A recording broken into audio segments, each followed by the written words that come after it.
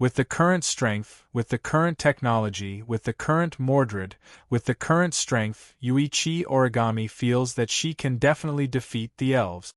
Defeated Princess Piss, Princess. Defeat Nightmare.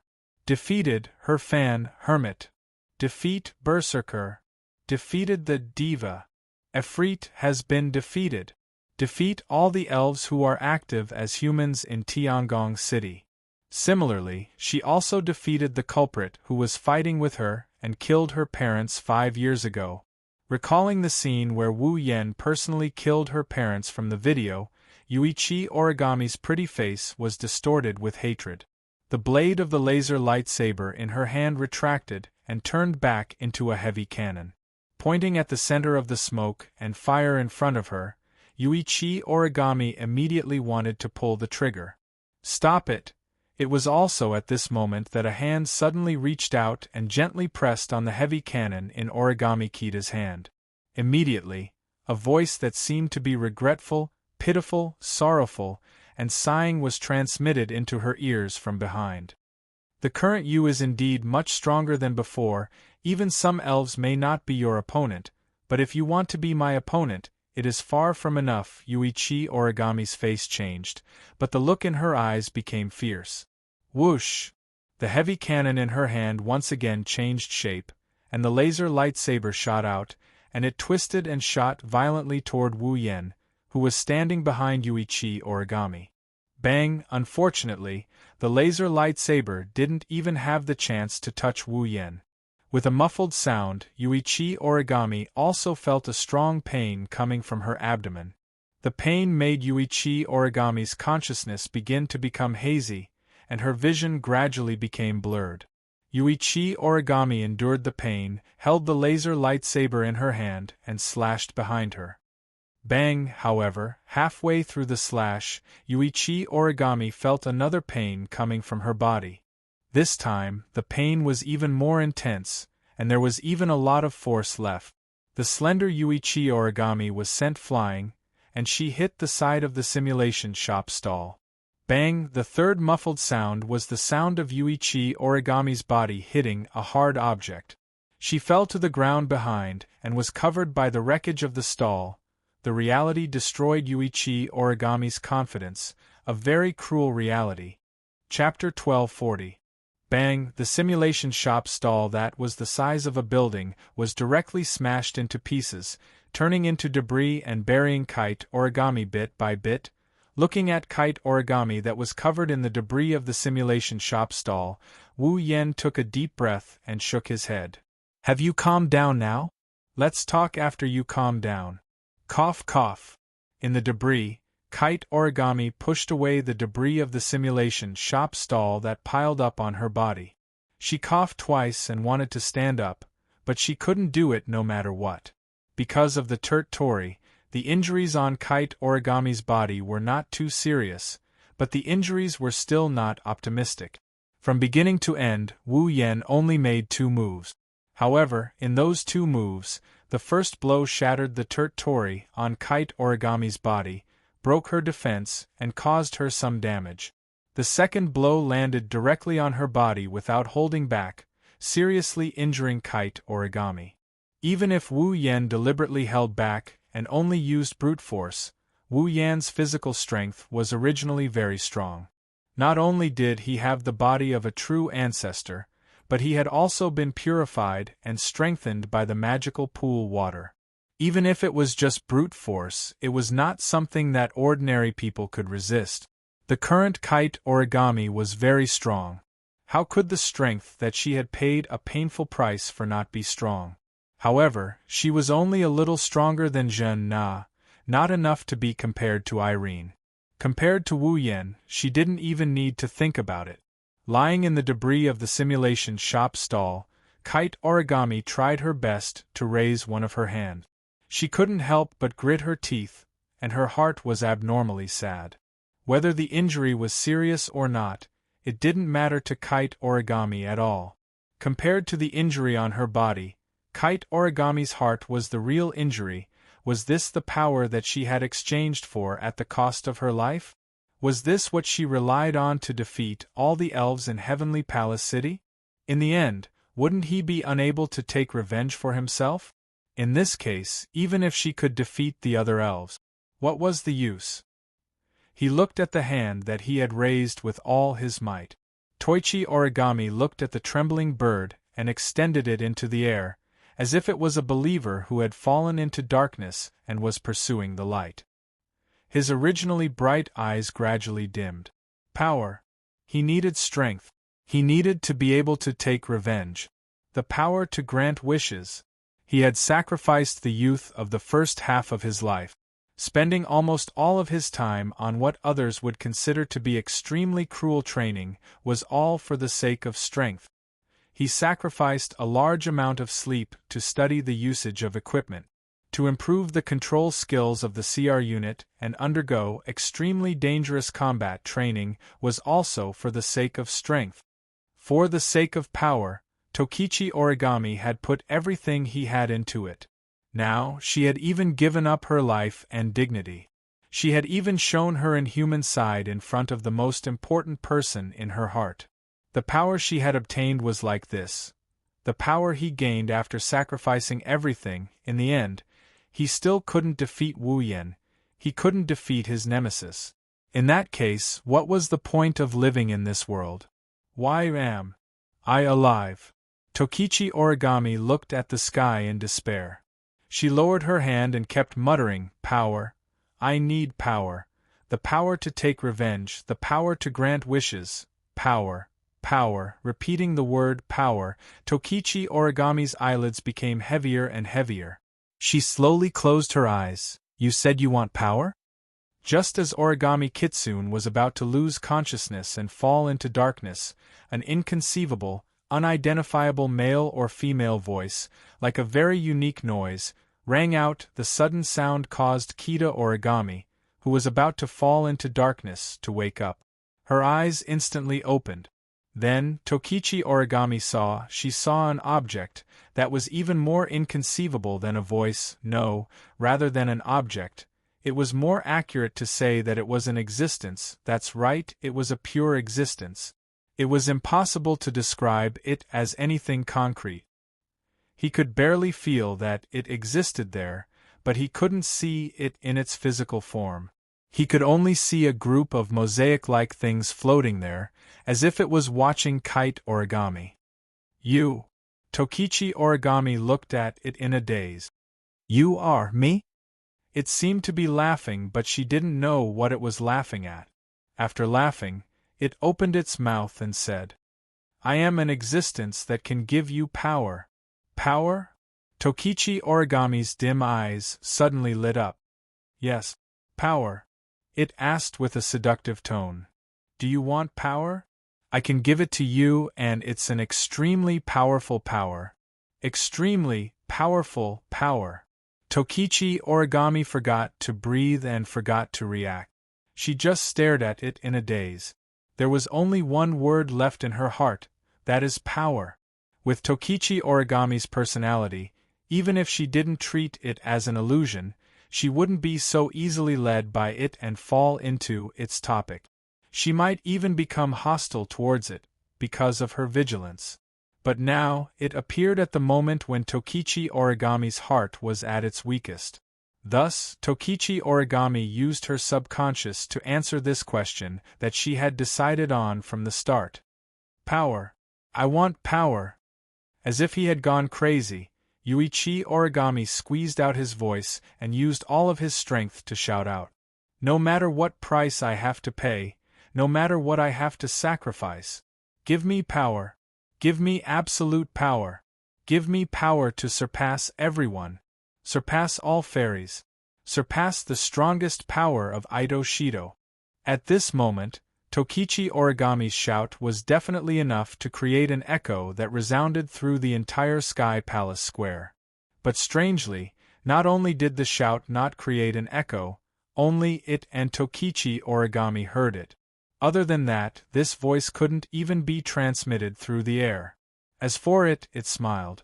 She couldn't see its expression, she couldn't even see its body shape, but Tokichi Origami could feel it. It was indeed smiling. "If you want it, I'll give it to you." It opened its mouth and stretched out its hand towards Kenichi's origami. On top of it, there was a gem that was emitting a dazzling white light like a star. Take it. This is the power you want. The power I want. Tokichi Origami held her breath and stared at the gem in its hand. She couldn't help but ask. It can give me power? Yes. Yes, great power. Yes, the power to defeat Ito-Shido? Yes. There was an imperceptible pause in its tone before it answered immediately. Yes. Tokichi Origami held her breath and her breathing quickened. She looked at the gem as if she was possessed. She unconsciously raised her hand and extended it towards the gem. As if disdaining Tokichi Origami for being too slow, it also extended its hand towards the gem. The gem was getting closer and closer to Tokichi Origami's hand. Just as Tokichi Origami's hand was about to touch the gem, a black shadow suddenly barged into this world of two people and instantly wrapped around its hand. That black shadow was also a hand. Both Tokichi Origami and it were stunned. They didn't expect this to happen. It was also at this moment that a third person other than Tokichi Origami and it spoke. I'm clearly here, but you're treating me as if I don't exist. This is the first time I've encountered something like this. As soon as he finished speaking, a torrential flow of magic power abruptly surged. Boom! The vast amount of demonic energy transformed into a violent shockwave that hit it and sent it flying. Instantly, it that was covered in mosaics shot out like a cannonball. It smashed one stall after another and created a deep trench in the ground. It only stopped after smashing into another stall. Then, its head raised its head and looked forward. In the next moment, it saw Wu Yan's cold smile. In Wu Yan's hand, its gem is quietly lying there. It's emitting a gentle white light. Chapter 1241. Tokichi Origami looked at Wu Yan, who suddenly appeared beside her and knocked away it, who wanted to give her power. Her pretty face was slightly distorted. However, Wu Yan didn't have the time to pay attention to Tokichi Origami. His eyes were attracted by the incredible existence in front of him, covered in mosaic.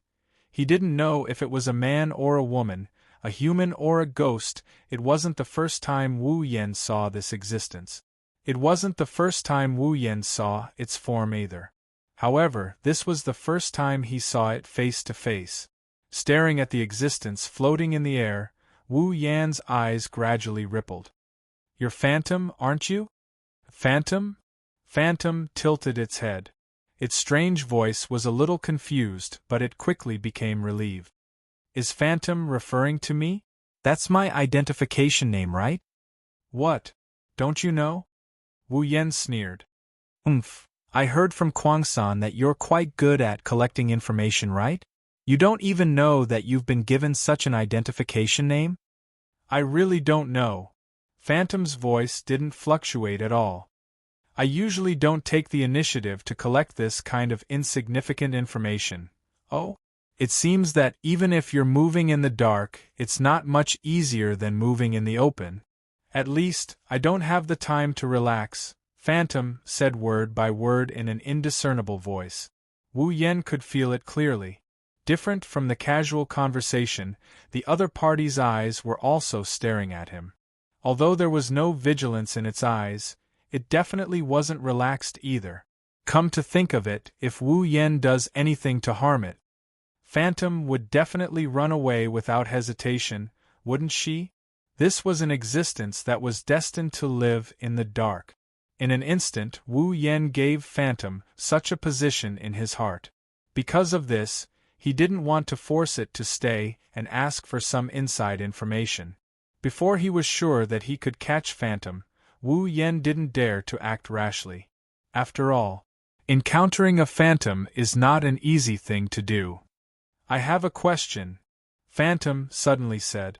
How did you find me? Hearing this, Wu Yan raised an eyebrow and said with a smile. You're talking to Tokichi Origami in front of me and you're asking me how I found you? There's a spirit barrier around me. Phantom ignored Wu Yan's perfunctory answer and explained. This spirit barrier.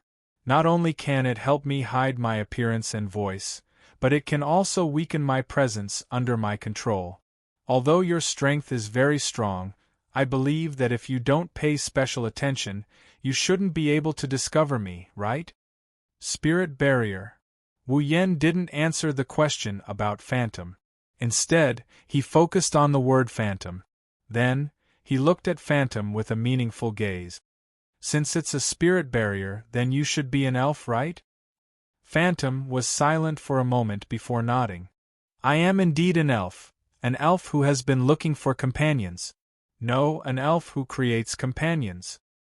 Creating companions. Wu Yen narrowed his eyes. Why? I can't answer this question, Phantom replied.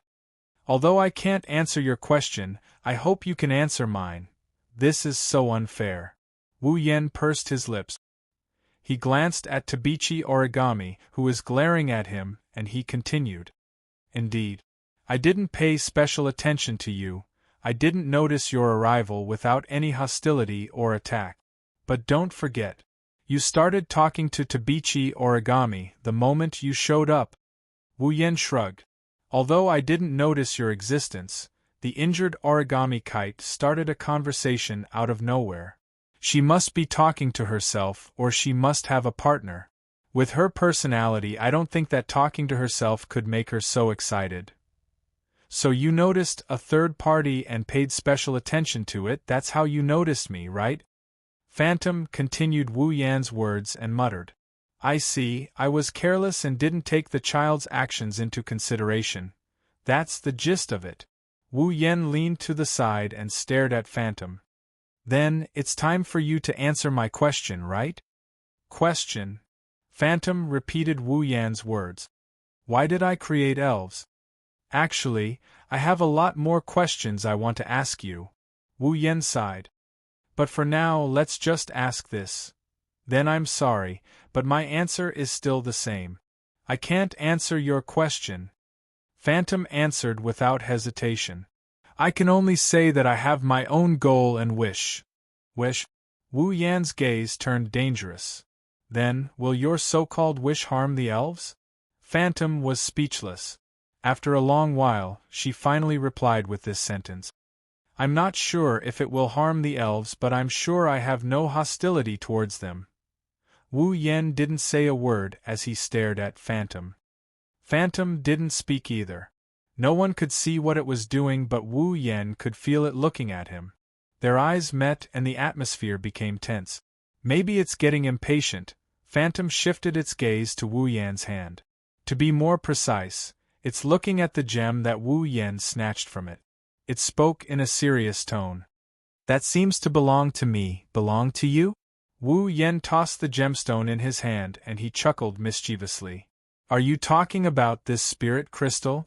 Didn't you want to give it away? Why is it still yours? That's right. That's right. Phantom didn't try to hide it. If you can give it to that child, I'll be happy.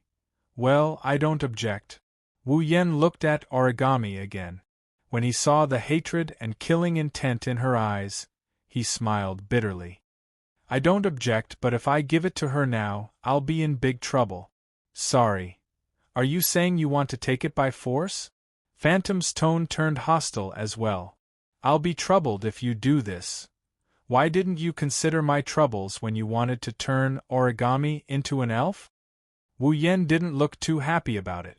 Didn't you give away a lot of spirit crystals? Give this one to me then. With your strength, you still need a spirit crystal? I don't need it. Just because I don't need it doesn't mean others don't need it, Wu Yen said. I'm giving it away anyway. I can choose who I want. Phantom was speechless. I guess that's the only way. You're saying you agree? Wu Yen laughed. Thank you so much for your generosity. I just don't have the confidence to take it from you.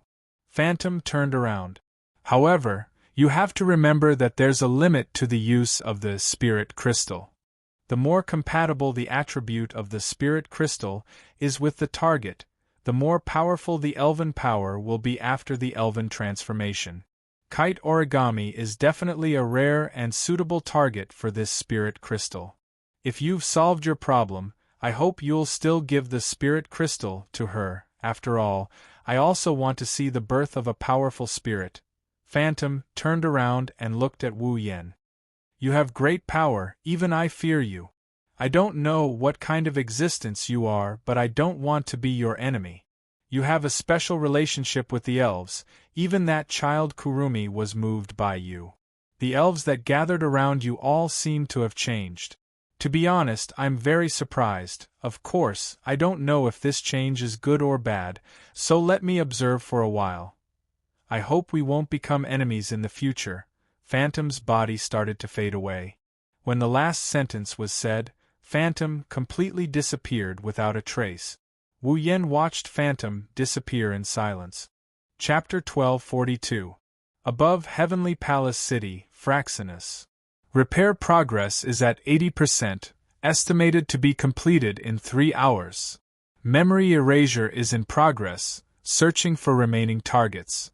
The impact of this incident has been contained within the effective range. Related follow-up missions are in progress. The impact of the incident on Heavenly Palace Square is minimal, there shouldn't be any trouble. Listening to the Ratatosker members in the command room reporting the progress and summary of the work while operating the instruments in their hands, Kotori, who was on the command platform, rubbed her forehead and finally nodded. Finally, the impact has been minimized. There won't be any more trouble. I have to thank Meiju for this. Wu Yen patted Meiju's head and praised her. If Meiju hadn't used the Army Destroyer Singer to control all the witnesses in the Heavenly Palace Square, we probably wouldn't have been able to find her even if we wanted to erase their memories. Moreover, we didn't let any outsiders barge into the Heavenly Palace Square and disperse the crowd. Is that so? Meiju beamed and she hugged Wu Yan's arm. She started talking in a sweet voice. Then, is there a reward? Reward? Reward? Wu Yan scratched his cheek and shrugged. That depends on what reward you want. I'll give it a try if I can. Meiju pouted her lips and tapped them with her finger. She looked at Wu Yan expectantly. Seeing Meiju's performance, how could everyone not understand what the reward was? Not to mention the anxious uncles and aunties, even Yi Jia and Shi Xian had guessed what was going on, and they immediately voiced their dissatisfaction. You only used a bit of Reiki and you want to get my master's lips? My master's reward isn't that cheap. Agreed, Yaguya and Shi Xian did their best to help. Consider it a reward. Everyone should be treated equally, everyone should be rewarded. Everyone. The 4 bunnies' little faces flushed red. They hurriedly pulled down the hat on their heads and pretended to be ostriches. Era. Kurumi tilted her head. Her eyes curved into crescents. Even though Kotori had already taken care of the matter by the time I got here, it's still not over yet. But I also want to get a reward. Is this really a reward? Kotori snorted coldly. Don't turn your head. You're just benefiting others. What are you guys talking about? Shi Xiang was the only one who was at a loss. What's the reward? What kind of reward would everyone want? Since everyone has one, I want one too. Can you stop arguing?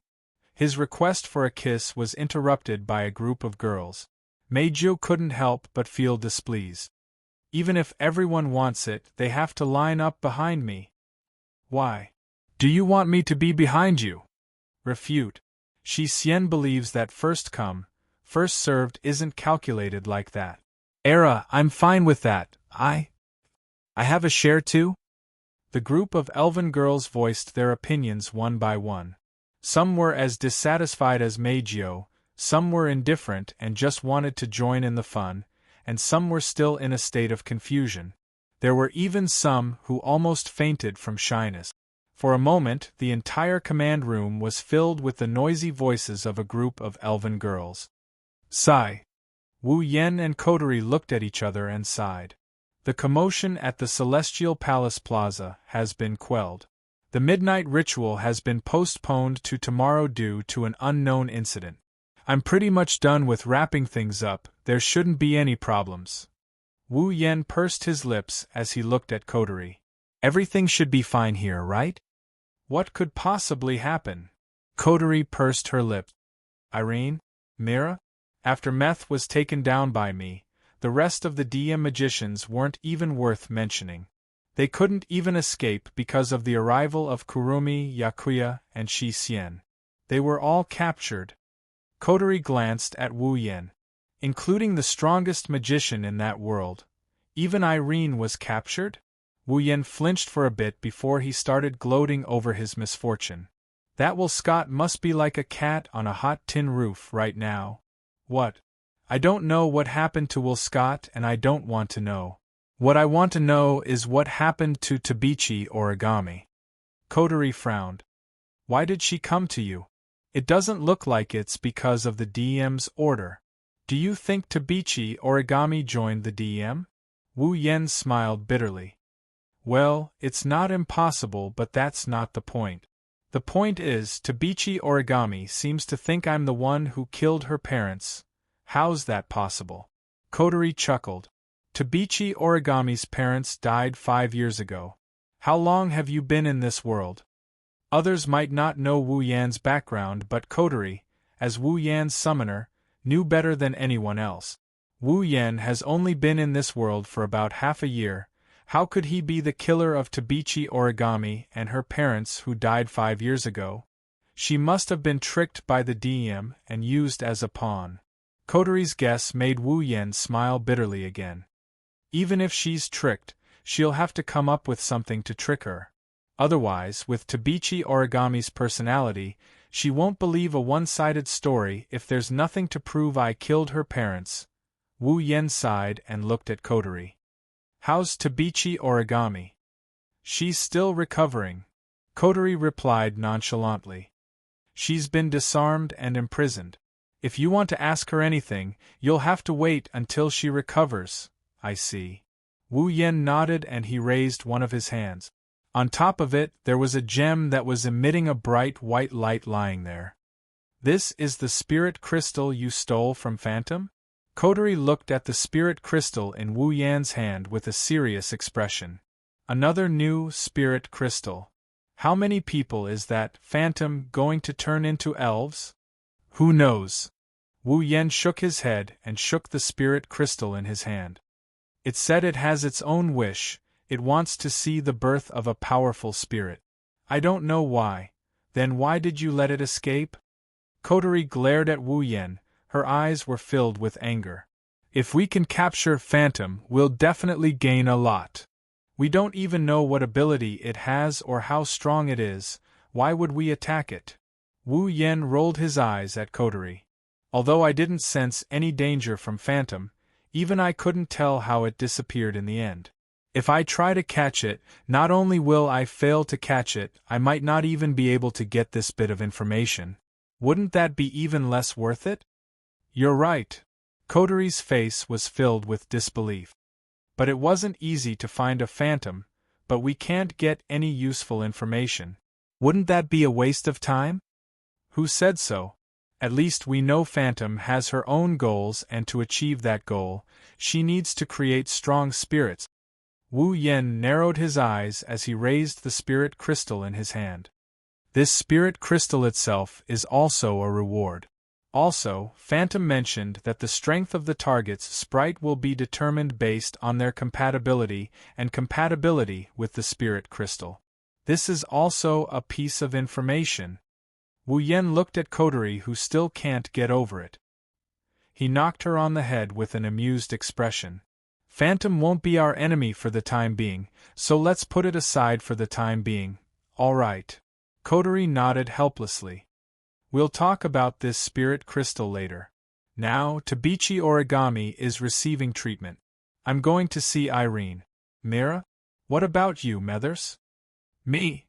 Wu Yen raised an eyebrow and smiled. Of course we're going together. Chapter 1243. This is one of Ratatosker's underground facilities in Heavenly Palace City. Similar to the DM, Ratatosker also built a lot of secret facilities in Heavenly Palace City in case of emergency. After all, unlike the gigantic DM, Ratatoskr only had a single airship, Fraxinus. Once Fraxinus was crippled, they might not even be able to carry out their operations against the elves. Of course, this problem doesn't exist anymore. Fraxinus is now Wu Yan's noble phantasm. Even if it's damaged, it can be quickly repaired. However, the members of Ratatoskr don't know about this. Thus, the existence of secret facilities is still necessary. For example, this secret facility is now being used to imprison Irene. Actually, if you want to imprison Irene, it's best to imprison her in Fraxinus. Compared to these secret facilities, Fraxinus facilities are undoubtedly much more advanced. However, Irene isn't an ordinary person. She's the strongest magician in the world. She's even stronger than most elves. Placing such a dangerous person in Fraxinus, if something were to happen and Irene managed to escape, then even if Fraxinus was turned into a noble relic, it wouldn't be able to handle the burden of Irene causing a ruckus. Therefore, after defeating Irene, Coterie directly picked her up and transferred her to this facility for interrogation and punishment. After the battle with Coterie, Irene's injuries are very serious, even more serious than Kunichi Origami. However, Irene seems to be used to these injuries. Before Coterie caught her, she already treated her injuries. After she was imprisoned, she was treated again and basically healed. This can be seen from this.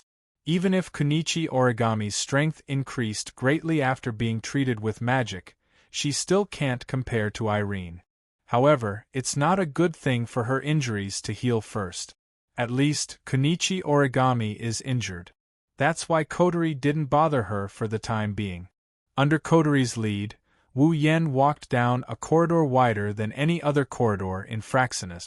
After a series of rhythmic footsteps, they arrived at the entrance of a room. This is the place. Coterie stopped at the entrance of the room. She quickly keyed in the password on the identification device beside the door and placed her palm on the scanner. Then, with a light electronic sound, the door slowly slid open and revealed the situation inside. It's a very spacious room. The light in the room was dim, and it felt a little like a small black room.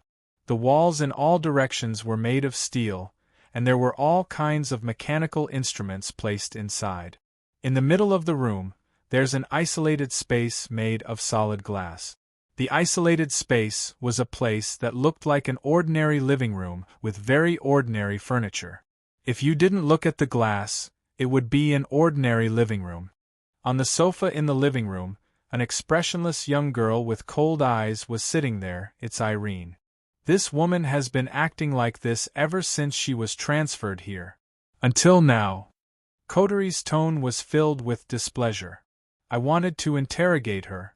However, with this woman's arrogant personality and her loyalty to Will Scott, I don't think she'll be able to get anything out of her even if we interrogate her. So, I might as well just leave her here. Then why are you here? Wu Yan looked at Coterie curiously. Did you find a way to deal with her? No. No, Coterie said straightforwardly. Because this woman's identity is a little special, and she has some connections with some people on our side, we can't use any forceful methods to make her spit out information about the DEM. But I didn't want to let her go, so I just left her here. Coterie glanced at Wu Yan. I came to her because I have something to tell her. Fine. Wu Yan shrugged. I'll go greet her then. The two of them looked at each other. Then, both of them lifted their feet and walked toward the isolated space. Inside the hall, Irene turned around when she heard the door open. When she saw Wu Yan and Coterie, her purple eyes flickered for a bit before returning to normal. Then, she went back to her original state and she maintained her silence. Coterie gave Wu Yan a look. Wu Yan didn't know whether to laugh or cry. He rubbed his chin and walked up to Irene with an evil grin. When Wu Yan arrived in front of her, she wanted to maintain her silence. However, Wu Yan's first sentence shattered all her plans. She couldn't keep her silence any longer. Do you want Will Scott to live? Irene raised her head and met with Wu Yan's half-smile. Her eyes trembled and she suppressed her fear.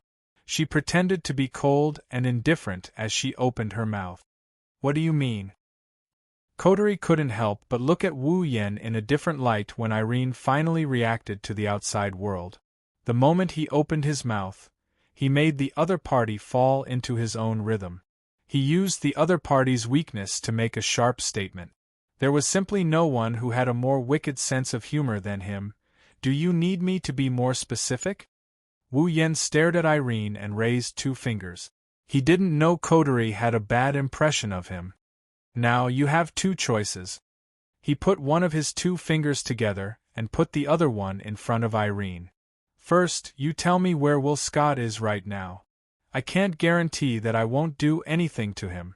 Maybe I'll cripple him, but I definitely won't kill him. Wu Yen ignored Irene's change of expression and raised 2 fingers again. 2, you don't have to say anything. I'll look for Will Scott myself, but once I find him, you can buy flowers for him to use when you visit his grave. Wu Yen smirked as he looked at Irene. His wine-red eyes were filled with coldness. His stare told Irene that he's not joking around. You have 2 choices. Which one do you want to choose? You. Irene couldn't help but bite her lips and hatefully speak. Do you want me to betray Irene? Wu Yen turned his back to Irene and said, If I wanted you to betray Will Scott, I would brainwash you instead of wasting my time talking to you. On the island of Homi, your dem had designs on us. I defeated you and destroyed one of your airships. We're even now. In Tiangong City, your dem had designs on Meiju again, so I destroyed the dem's branch company to call it quits. Wu Yen met Irene's gaze and sneered. This time, you went to Kotori and Ratatosker, but I haven't settled the score with you yet. Tell me, what should I do to make this even? In less than a minute, Wu Yan's series of words shattered Irene's cold demeanor. Each and every one of his words pierced deep into Irene's heart. Like sharp arrows, Irene's heart clenched in pain and she forgot to breathe. Itoka Shoujo. Clenching her fist, Irene's expression turned ugly. Don't you dare hurt Irene. I'm curious where you got the confidence to make such a declaration. Wu Yen laughed. What do you think Will Scott has? Dem. Magician? Display device? Bandersnatch. Are these things useful? Irene's expression froze. Heh. Wu Yen grinned at Irene's stunned expression. As long as I'm here, your dem will never be able to do anything to us. What's more, you're still in my hands now. If Will Scott has the heart to abandon you, this trump card, then I'll treat you as the price for offending us this time. It's not impossible for us to settle the score once again, think about it. Wu Yen walked out of the isolated space, leaving behind a pale Irene and a helpless Kotori. They didn't say anything for a long time. Chapter 1244. In the sky above Tiangong City, Fraxinus. Inside an isolated ward, Tabichi Origami, who is wearing a hospital gown, is lying on the bed. She glared at Wu Yen, who is standing beside her bed with a hateful expression. Wu he. Sure Dao. Looking at how Tabichi Origami looked like she wanted to pounce on him and bite him, to be honest, Wu Yen felt a lot of pressure. Obviously, Tokiichi Origami had completely regarded him as the enemy who killed his parents. But Wu Yen didn't do anything. The feeling of being wrongly accused was really too unpleasant. What's even more annoying is that the person who wronged him is a cute girl. Moreover, she was a cute girl that he was more or less acquainted with. How can Wu Yen feel good about being wronged by a cute girl? He can't beat her up and she won't believe him. Rubbing his aching forehead, Wu Yen looked at Tabichi Origami with a mentally and physically exhausted expression. He enunciated each and every word that came out of his mouth. Listen up, I didn't kill your father, nor did I kill your mother. Tabichi Origami's expression didn't change in the slightest when she heard that. Her face is still filled with hatred. Obviously, she didn't choose to believe Wu Yan's words. Sigh. Wu Yen sighed helplessly. What should I do to make you believe me? I won't. I won't believe you. Without even thinking about it, Yuichi Origami bit her lip. Her voice sounded like it was squeezed out from the depths of her throat as she looked at Wu Yen coldly. I saw everything with my own eyes. Where did you see it? When did you see it? What did you see? 3 questions popped out in a row, perfectly displaying Wu Yan's frenzied mood. Even if you think I'm your enemy and you want to kill me, you should at least let me know what happened. I didn't do anything, why are you so sure I did it? You should at least give me an explanation. That's right. Toka stood up and shouted at Tabichi Origami. Shoujo would never do something like that. Humph. Yakuya snorted. He crossed his arms in front of his chest. Master, if he killed someone, he would definitely admit it. Plus, you can't do anything to him even if he admitted it. There's no need to pretend. I agree. Shisien raised her head slightly, closed her eyes, and nodded heavily. I believe Master. Since Master said he didn't do it, then he didn't do it. That's right. Meiju chimed in. She said helplessly. My dear is so strong, why would he do anything to a normal couple? Back then, when I accidentally hurt some powerless fans, dear also lost her temper. She taught me a good lesson. I think so too. Sigue raised his hand weakly. Brother Shoujo wouldn't do anything to normal people. Kodori and Kurumi didn't say anything, but their eyes told Tabichi Origami that they believe Wu Yen didn't kill her parent. However, Tabichi Origami didn't buy it. Instead, she glared at Kodori, Kurumi, and Toka. Do you want me to believe a bunch of elves? Ha! Kodori sneered. You're still discriminating against me like always. You brought disaster to this world, you have no right to say such things. Tabichi Origami gritted her teeth and glanced at the elven girls. It's because of your existence that so many disasters happen in this world. Only by killing you can peace be restored to this world. There won't be another example like me, where my family was destroyed by you. You! Toka and Yakuya were furious. They wanted to step forward, but Wu Yen stopped them. He looked at Tabichi Origami. Indeed, when the 10 fragrances appeared, it destroyed many places and caused many disasters.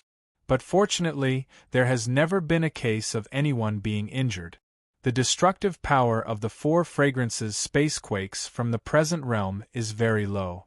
It may be able to injure people, but it is not fatal.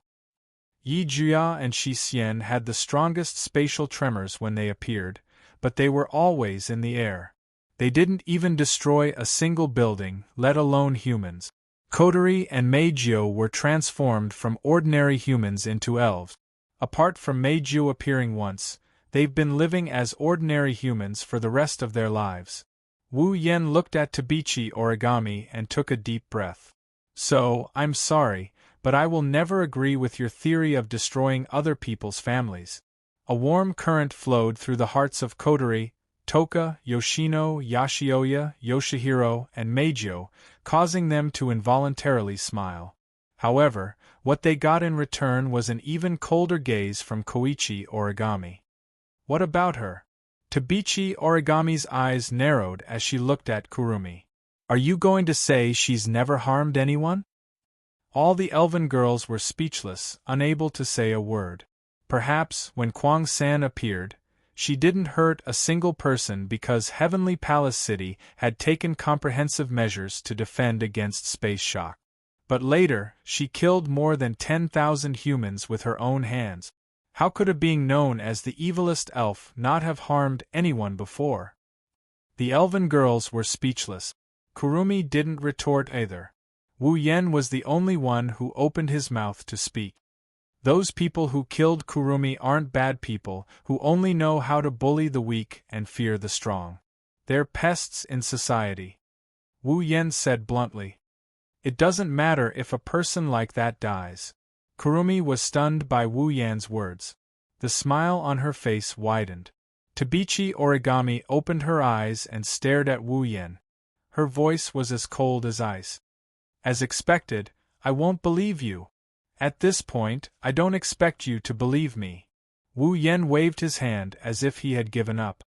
He glanced at Tabichi Origami. However, I want to know why you think that I'm the murderer of your parents. Tabichi Origami didn't speak, nor did she explain. She just continued to stare at Wu Yen, releasing an extremely sharp gaze. Wu Yen smiled bitterly, patted his cheek, and stood up. Since you don't want to say it, then I can only use a more violent method. He walked directly to Tabichi Origami. Before she could react, Wu Yen suddenly stretched out his hand and put it on her forehead. Your memory, let me read a little bit. As soon as his voice fell, Wu Yen closed his eyes. A trace of magical power emerged from the hand on Tabichi Origami's forehead, and it operated at an extremely fast speed. Before Tabichi Origami could react and tried to break free from Wu Yan's hand, a mysterious small magical formation appeared in Wu Yan's hand with a burst of light. The sudden bright light pierced Tabichi Origami's eyes, and she instinctively closed them, forgetting to struggle. It didn't take long before the light weakened and the surging magical power calmed down. Wu Yen released his hand from Tabichi Origami's forehead and opened his eyes, filled with shock and confusion. What's wrong? Kotori couldn't help but ask. Did you read anything? Yes. Wu Yen nodded and he met Kotori's gaze. His eyes and face were filled with confusion. Tabichi Origami obtained a video from Will Scott. The video inadvertently captured the scene of Tabichi Origami's parents' death. In the video, the person who killed Tabichi Origami's parents is me. You! The fairy girls held their breaths. Miko hurriedly spoke. Could it be a forgery? Or is there a mistake? A forgery. Wu Yen pondered for a moment, then shook his head. Perhaps, but I can't see any signs of forgery in the video. Don't tell me you also think you killed Tabichi Origami's parents. Kotori frowned. Don't forget, you only appeared in Tiangong City half a year ago. You're right. Wu Yan's face was still filled with confusion. Right at this moment, Kwang-san suddenly spoke. Why don't you see it with your own eyes? Chapter 1245. Why don't we see it with our own eyes? Kurumi's words instantly attracted everyone's attention, including Tokichi Origami, whose face was full of surprise. See it with our own eyes? Wu Yen hesitated and asked Kurumi, You mean, To confirm Wu Yan's guess, Kurumi nodded with a smile. Her voice spread throughout the room.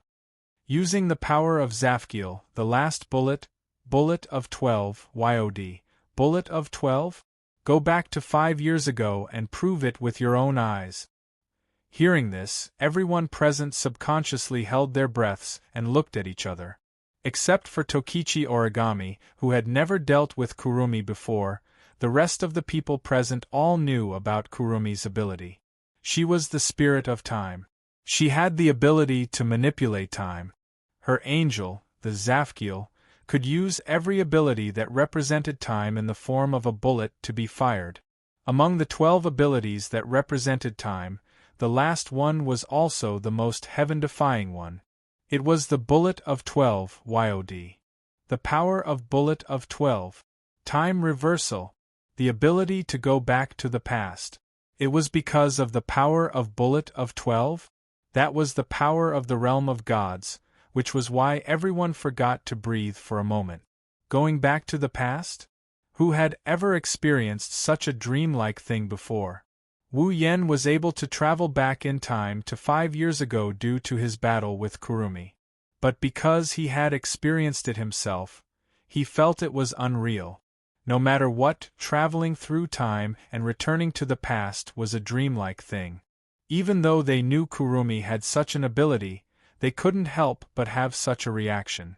Even those who were familiar with Kurumi's abilities were shocked. Needless to say, Origami, who had just learned of Kurumi's ability for the first time, was even more shocked. He was so shocked that even his mind went blank. Finally, Wu Yen, who had experienced going back to the past, reacted first. He scratched his cheek and frowned. Using the power of bullet of 12? Using the power of bullet of 12 to go back to the past to confirm something, isn't that making a big deal out of nothing? I don't think so, but Kwang-san, on the other hand, disagreed. I recall that my husband once told me that an accident occurred during our battle, and we were transported back in time to 5 years ago. That was also when Kotori's power was sealed, right? Wu Yen nodded. Kurumi's expression turned serious. Then, is it possible that it was at that time? What if my husband accidentally killed Origami's parents? That's impossible. Kotori refuted before Wu Yen could say anything.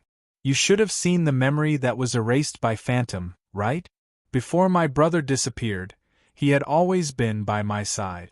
How could he have killed Origami's parents? No, I wasn't by your side when I first appeared, Wu Yen said calmly. At that time, I first appeared in other places. Later, I found Kotori, and before I found Kotori, I was always alone. In other words, Meijio covered her mouth to suppress the shock that surged up in her heart. Dear, did you really kill Tokichi Origami's parents without knowing it? That's impossible. Wu Yen rubbed his forehead in distress. From the time I returned to 5 years ago to the time I came back, I don't remember what kind of attack I launched. How could I have unintentionally killed Tokichi Origami's parents? The fairy girls looked at each other blankly. They didn't know what to say. Let's confirm it ourselves. Kurumi smiled at Wu Yen. Even if it's not to confirm whether Lord Husband killed Origami's parents, it's still necessary to confirm what Lord Husband did when he went back to 5 years ago. But is that okay? Wu Yen hesitated. Use bullet of 12 yod? Isn't the price of a bet very high? If that's the case, Kurumi, you. Don't worry. Kurumi put her index finger on Wu Yan's lip. Bullet of 12 yod? There are also conditions for the cost of using the bet. Depending on how long you want to go back in time, this part of the cost will change. The longer the time you want to go back in time, the longer it will take. With Lord Husband here, you don't have to worry about not having enough time at all. But didn't you say it before? Unlike other abilities, bullet of 11 yod. Both the bullet of 12 and the bullet of 12? Not only does it cost a lot of time, but it also costs a lot of Reiki, right? Wu Yen frowned. The direct manifestation of a fairy's power is the amount of Reiki they have. If they use too much Reiki, they might lose their lives. If it's just Reiki, we should be able to help, right? On the side, Yajuya quickly said. With so many of our Reiki, isn't it enough to let Master go back to 5 years ago? Agreed. Shi Xian can also provide Reiki. Me too. I can do it too, dear. If there's a need, I'll do my best. Shi Xian, Toka, Yoshino, and Meijio also made their own declarations one after another, causing Kurumi to chuckle and shake her head to refuse. Although I'm very grateful for everyone's kindness, there's no need to worry. Indeed, I still need to consume a lot of spiritual energy, but the amount of spiritual energy I use depends on how far back in time I go. Perhaps it would be very, very dangerous to go back to 30 years ago, but if it's just going back to 5 years ago, I alone will be enough. After saying that, Kurumi recalled the bullet of 12 yod again. Reiki. Of course, depending on how long the target stays in the past, a certain amount of Reiki will be consumed. The longer you stay in the past, the more Reiki you have to pay. However, it happened before Kotori's Reiki was sealed. It's not that long, so it's more than enough for me to pay. This time, everyone present was silent. All right. Wu Yen helplessly looked at Kurumi. Since it won't affect you, it's fine to verify it. But don't be reckless, Kurumi mischievously blinked her eyes and said with a smile. Although I'm very happy that hubby is so concerned about me, it's just to verify one thing, there's no need to be reckless. Good. Wu Yen exhaled. He lifted the sealing bracelet on his hand, and he removed the seal on Kurumi.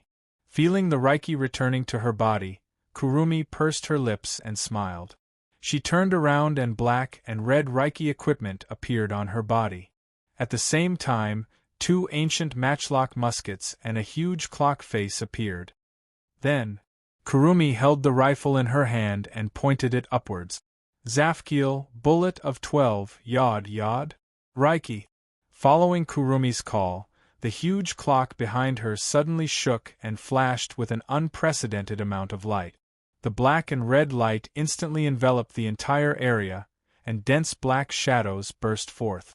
If one looked carefully, they would discover that the black shadows were all bursting out from the Roman numeral 12 on the huge clock dial. The black shadow flowed into the rifle in Kurumi's hand like a violent stream of air. Immediately, the loaded rifle shook violently and the high concentration of Reiki went berserk. "Kurumi!" Wu Yen couldn't help but call out. "Don't worry." Kurumi raised the corner of her mouth at Wu Yen and revealed a reassuring smile. She aimed her rifle at Wu Yen and pulled the trigger. Bang! A jet-black bullet shot out from the muzzle of the rifle, leaving a black trail in the air as it landed on Wu Yan's body. In the next second, the space started to distort. Wu Yan's body started to distort from where the bullet hit. It was as if he fell into a small black hole. As the distortion expanded, Wu Yan's body also started to distort. Finally, it disappeared. Chapter 1246. It wasn't until the distorted figure completely disappeared from this space that the huge clock face also disappeared in the mirage. Ugh! An indescribable sense of fatigue assaulted Kurumi's mind. Her body tilted and she fell to the ground. "Kurumi!" When the elven girls recovered from their shock and saw Kurumi on the ground, they all cried out in alarm. Kotori, who was closest to Kurumi, quickly reached out her hand and supported her. "Hey, are you okay?" Kotori was surprised to see Kurumi gasping for breath in her arms. Her eyes were filled with exhaustion. "Didn't you say you could use the bullet of 12? Won't it make any difference?" Yeah, you're not lying to us, are you?" That won't do. Didn't Master tell you not to act rashly? Displeased, if Master sees you like this, he will definitely blame himself. If you act rashly, I won't help you if Master scolds you. Kurumi couldn't help but feel a little uncomfortable listening to the different elven girls. She turned her head away and forced a smile. Bullet of 12 foot? It can allow the target to return to the past, but the time of return can only be specified to that day. It can't be used to point back the time. In order to not let Lord Husband miss the exact time and to allow Lord Husband to have enough time to stay there, I used a little too much spiritual power. "Are you okay?" Kotori pursed her lips in dissatisfaction. "There are so many elves here. You have plenty of spiritual energy, but you just had to mess around. Fortunately, Big Brother left. Otherwise, if he knew about this, you would definitely be scolded." "That's true. Who told Master Darling to be so gentle?" Kurumi bitterly smiled and shook her head. She took a deep breath and broke free from Kotori's embrace. She retracted her spiritual energy and the black and red spiritual equipment disappeared from her body. "I'm just a bit tired." "I'm fine." Hearing this, the group of elf girls carefully sized up Kurumi. When they didn't find any abnormalities other than tiredness, they relaxed their tense faces. Yakuya walked over to where Wu Yen was standing. He touched the air there as if he was checking if Wu Yen is still there. He clicked his tongue. "Did Master really return to 5 years ago?" "If I remember the time correctly." Kurong-san calmed down her breathing. She tidied up her clothes and hair. Kotori turned into an elf and engulfed the entire Heavenly Palace city in a sea of fire. August 3rd. Yuichi Origami, who was lying on the hospital bed, suddenly raised her head. Her eyes were shining with a terrifying light. There was no hatred or coldness in her eyes. Instead, her gaze was so bright that it shocked everyone present. "August 3rd, 5 years ago, right?" Tabichi Origami said as she shifted her gaze to Kotori. Kotori snorted when she saw Tabichi Origami looking at her. That's right. August 3rd, 5 years ago. Kurumi nodded. She looked at Wu Yen and murmured, "That's right. If nothing unexpected happens, hubby will be back soon. Don't worry." Question: Can he really come back? Yuxian narrowed her eyes and looked at Kurumi. He won't be able to come back, right? No. That's impossible. Kwang San Mao replied firmly. The amount of spiritual energy required to travel back in time depends on how long it takes to travel back in time. The amount of spiritual energy required to travel back in time is also determined by the amount of spiritual energy that was injected into the bullet. Once the amount of spiritual energy required to travel back in time exceeds the amount of spiritual energy required to travel back in time, hubby won't be able to travel back in time. How long will it take? Meiji looked at Kurumi. Kurumi smiled. I'm not sure if the flow of time is the same as the flow of time here. But I don't think it'll take too long, at most half an hour. I see. At the side, Toka and Yoshino also heaved a sigh of relief. That's good. The elven girls looked at where Wu Yen was standing. They waited for their loved ones to return. At this moment, Origami Kitsune suddenly made a sound. Toka Kurumi, I want to borrow your power. Tokichi Origami's sudden words stunned all the girls present. You! Kurumi looked at Toka Origami in shock. What did you just say? I want to borrow your power. Toka Origami stared at Kurumi. Her eyes glowed with passion. I want to borrow your angelic power that can travel back in time. Hearing Tabita Origami's words that contained a different kind of emotion and the rich light in his eyes, Tabita, Yoshino, Yagoya, Shissien, and Meiju didn't know how to react. They could only stare blankly at Tabita Origami with their mouths slightly agape. Is this still the cold and emotionless Toka Origami? Kotori and Kurumi glanced at each other as if they had seen through Tabichi Origami's thoughts and looked at her. You want me to use the bullet of 12 on you? Do you want to bet on it? That's right. Toka Origami's eyes rippled. She looked at Kurumi and said, As long as you promise to help me, I can do anything you want. You want to return to 5 years ago too, right? Kotoni said to Tabichi Origami expressionlessly, You want to change history and save your dead parents, right? The elven girls gasped upon hearing this, and Tabichi Origami clenched her fists tightly. Unconcealable hope and determination appeared on her face, confirming Kotori's words. Change history. Kurumi's expression became slightly absent-minded. The way she looked at Toichi Origami also began to change. Return to the past and change history. She was so similar to herself in the past. Kurumi took a deep breath. Her eyes sharpened. What if I refuse? Yuichi Origami's eyes narrowed as he stared at Kwang-san and said in a deep voice, Then, no matter what it takes, I will make you agree. Her resolute words reverberated through the area and entered the ears of everyone present. At this moment, all the elven girls present could feel the determination in Kitaichi Origami's heart. Indeed, with Toka Origami's personality, she would do anything to save her parent. As long as she can make Kurumi use the bullet of 12 on her, she would do it without hesitation. Yuichi Origami's mind was very smart, and her personality was very calm. However, once she encountered something related to her parents, she would make extremely reckless moves. When the elves were annihilated, this calm girl would charge into the fray. She would even ignore the orders of her captain and superiors to kill the elves. When encountering her enemy, this usually calm girl would immediately go crazy.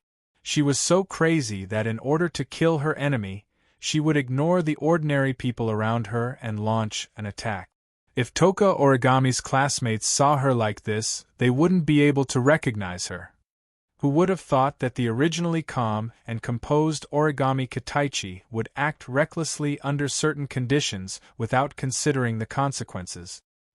Thinking of this, Kurumi and Kotori had a helpless expression. If it was me in the past, I might not mind helping you. After all, for me now, the cost of using Angel is no longer worth mentioning. The cost of using the bullet of 12 can go back to 5 years ago. Kurumi looked into Toka Origami's eyes. But I still won't agree. Kita Origami's delicate body trembled, and the light in her eyes dimmed at a speed visible to the naked eye. Why? Because my life is no longer mine. Kurumi smiled.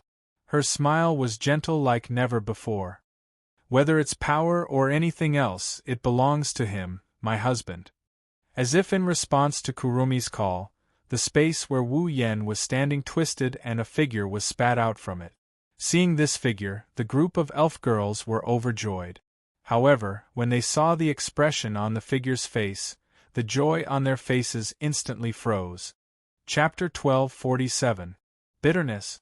Bitterness is written all over his face. Wu Yen appeared in the isolation ward again, this time in front of everyone. Bitterness is written all over his face. This made all the elven girls and even Tokichi Origami hold their breath. Their hearts suddenly tensed up. Could it be that Wu Yen really did something 5 years ago that caused the death of Tabichi Origami's parents? The elven girls' faces changed at this thought. Tabichi Origami's face turned ugly. She looked at Wu Yen with hatred and murderous intent.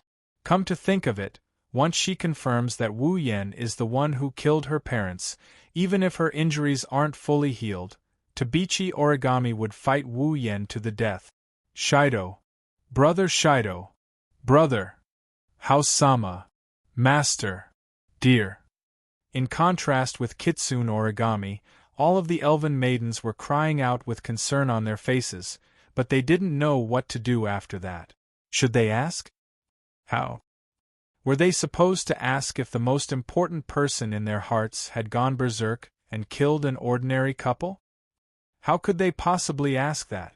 With such thoughts in mind, the elven girls stood rooted to the spot and panicked. Kotori and Kurumi were the more rational ones and were the first to calm down. They quietly walked towards Wu Yen and stood on his left and right. Are you all right?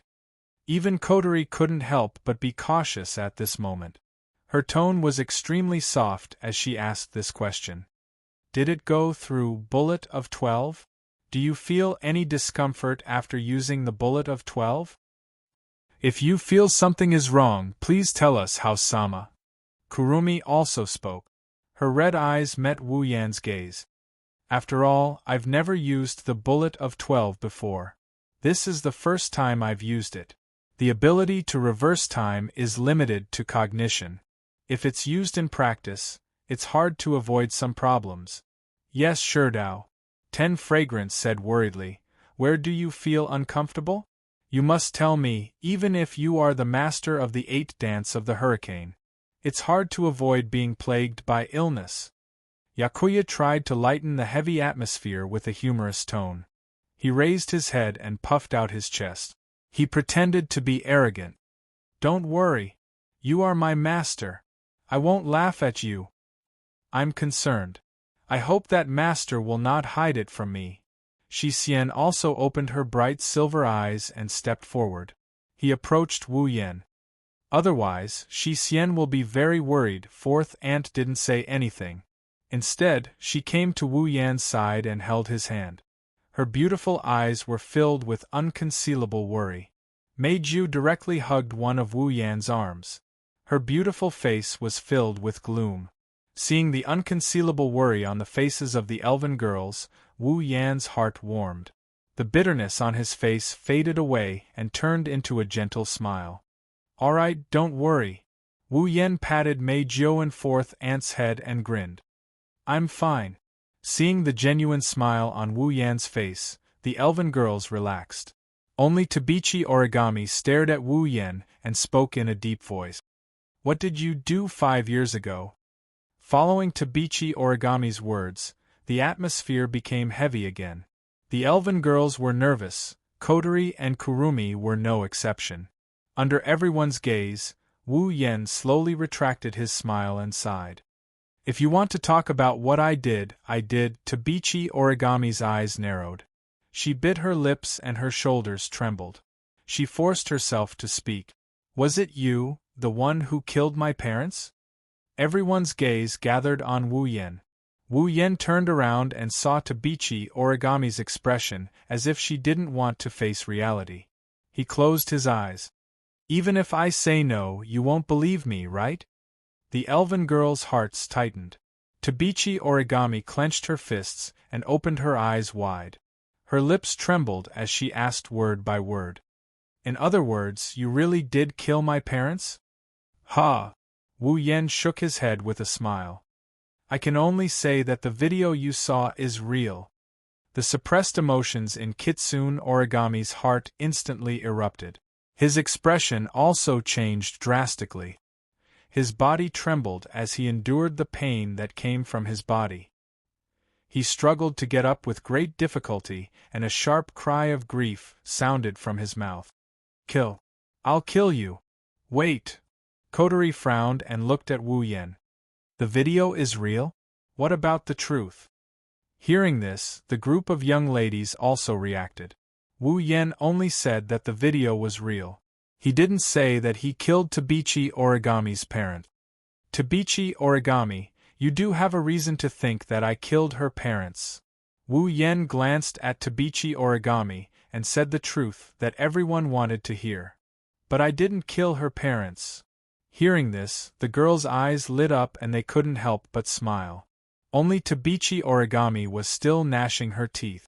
Her gaze never left Wu Yen for even half a second. Her eyes were filled with indifference. Like you said, I won't believe you. Didn't you go back in time 5 years ago? Then show me the evidence to prove that you're not the one who killed my parents. You want proof, right? Wu Yen nodded. He extended his hand and a blinding white light enveloped Tabichi Origami. The light started surging around Tabichi Origami. Kyuchi Origami could clearly feel that with the appearance of this white light, her injuries were rapidly recovering at a speed visible to the naked eye. The pain was also gradually disappearing.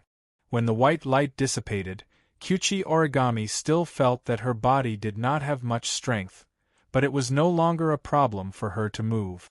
Kanon healed Koichi Origami's wounds with the help of the Angel of Holiness. Wu Yen turned around after he healed her. If you want to know if I killed your parents, come with me. Wu Yen ignored Kotoichi Origami's reaction. He grabbed Yono's hand and they walked out of the room. Meijio, who was hugging Wu Yan's arm, followed them. The other girls exchanged glances and they quickly followed after them. Even Kotoichi Origami hesitated for a bit before she got off the bed and walked out of the room. Under Wu Yan's lead, the 7 elven girls and Tabichi Origami were teleported from Fraxinus to Heavenly Palace City. They arrived at a field full of flowers and plants. Heavenly Palace City is a city that is often damaged by spacequakes, so it's rare to see a field like this. Therefore, this is a well-known place. Today, however, there's no one here. It's probably because of the Tianyang ritual. With Wu Yen in the lead, the 9 of them entered the wilderness. They passed through the beautiful scenery and headed deeper into the wilderness. It didn't take long for them to arrive at a place overgrown with weeds. Wu Yen stopped and he scanned his surroundings. It should be here. Where's the evidence? Tabichi Origami asked coldly as if she was prepared to ask this question. Where's the evidence you're talking about? Wu Yen didn't answer Tabichi Origami's question. Instead, he turned his back to everyone and looked at an empty field in front of him. Dense mana swirled around his body and condensed into a pillar of mana. With a wave of his hand, the pillar of mana shot out and smashed into the empty field in front of him. Bang! With a loud explosion, a shockwave as strong as a tsunami blasted out. The shockwave engulfed the entire area in a cloud of dust.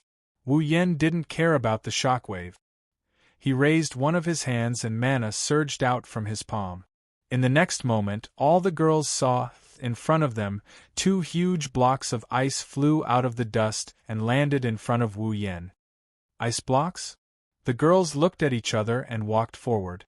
However, when they saw the full appearance of the ice block, their eyes widened and their faces were filled with shock. What? Tabichi Origami's expression changed drastically. In the end, her eyes were filled with disbelief. Kite Origami muttered absent-mindedly as if he was sleep-talking. Dad. Mom, yes. There are 2 people in the ice blocks. They are Tabichi Origami's parents. How? All the girls present were dumbfounded. Chapter 1248. Wu Yan's vision blurred. He felt the bullet hit him. The moment he was hit, he lost consciousness for a brief moment. Now that he regained his consciousness, the first thing he felt was dizziness. Of course, it's not dizziness, it's more accurate to say that the bullet hit him. When the bullet hit him, Wu Yan felt like his existence was completely broken. There wasn't any pain, nor was there any sense of discomfort. At this moment, there was only a feeling of dizziness and nausea that made even his body spin. That's understandable. That's because Wu Yan is in the air. Bound by the strong gravitational force, it fell down at an extremely fast speed with its head facing down. Looking at the sky getting further and further away from him, Wu Yan finally realized what kind of situation he's in. He hurriedly used a flying technique, and his falling body stopped in midair before stabilizing. Ugh! Wu Yan shook his groggy head as he floated in midair. He looked down and he frowned. Where is this? Opening his wine-red eyes, Wu Yan started observing his surroundings. The first thing he saw was a sun that was emitting a golden radiance. It's almost as red as blood. Sunset? Wu Yan scratched his cheek. So it's evening? Wu Yan came to this conclusion. Under the sunset, in the city full of buildings, shadows are elongating, people's shadows, objects' shadows, and buildings' shadows. Wu Yan carefully observed the city below. He can see the shadow of Tiangong City, but it's not exactly the same.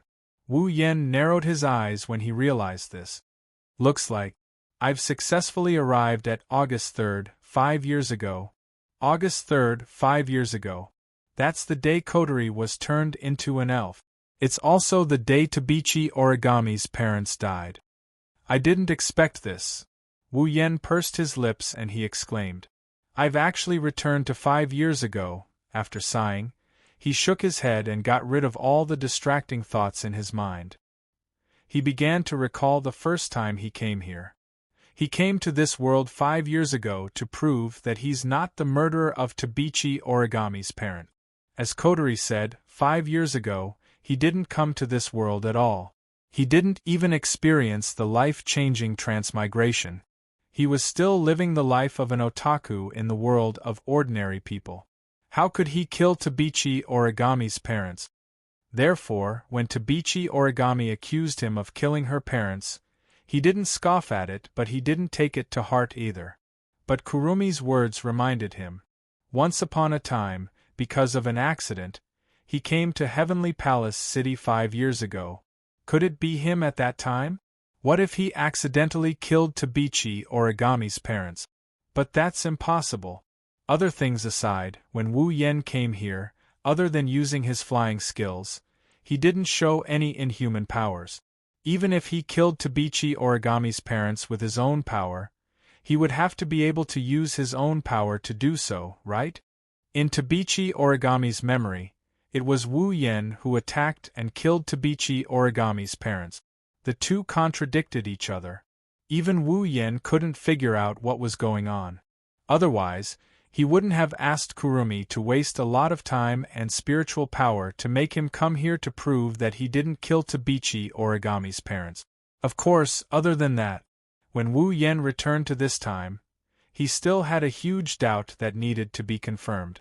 Wu Yan recalled the first time he traveled back in time 5 years ago.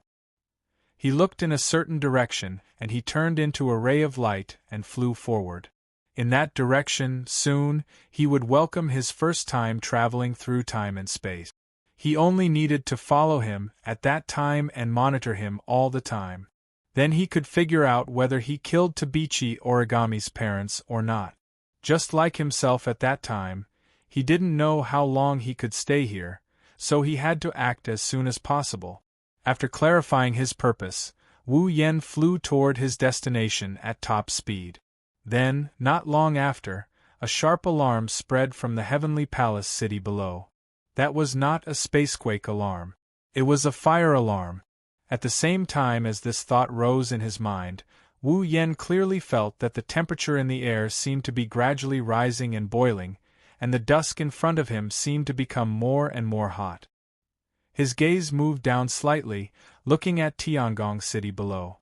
Then, as Wu Yen expected, Tiangong City was burning. Buildings were burning. Flames were spreading. There were also the sirens of fire trucks and ambulances, fire alarms, people's screams, messy footsteps, and all the sounds were intertwined, forming a hellish scene in the sea of fire.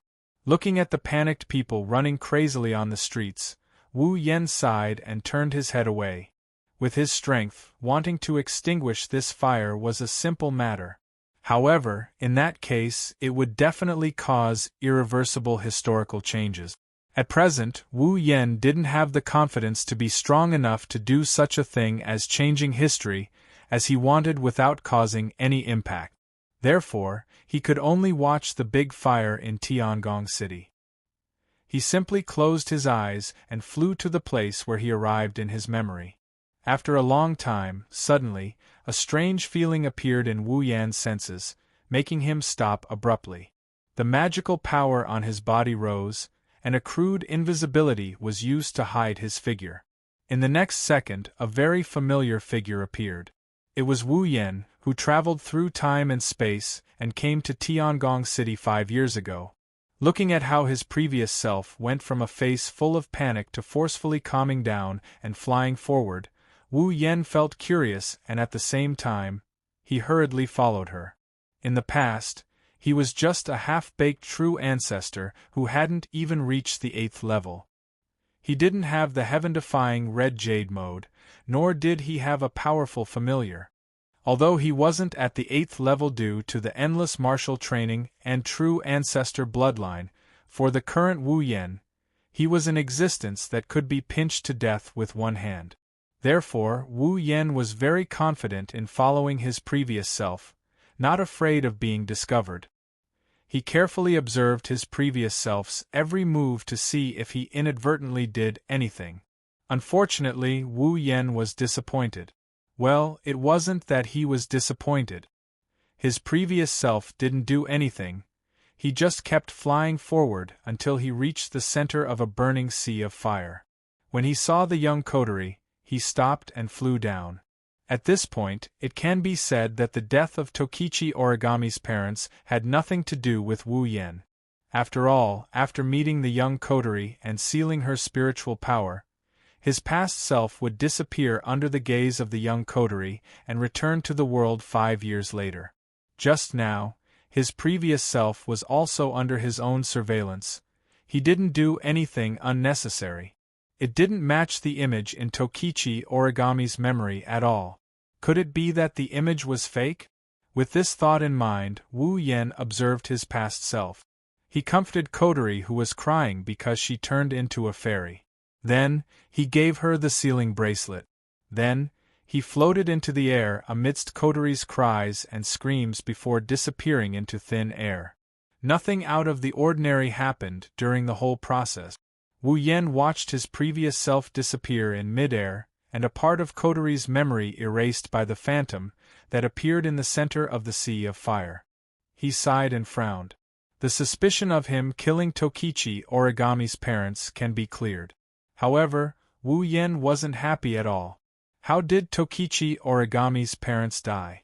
How should he solve the other question in his mind? Wu Yen turned his head and he looked in a different direction.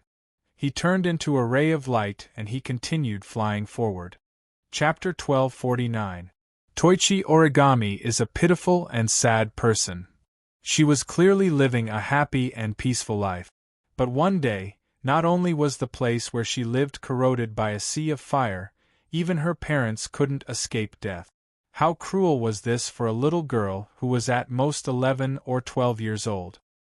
Of course, no matter how cruel it was, the death of Toichi Origami's parents was an established fact.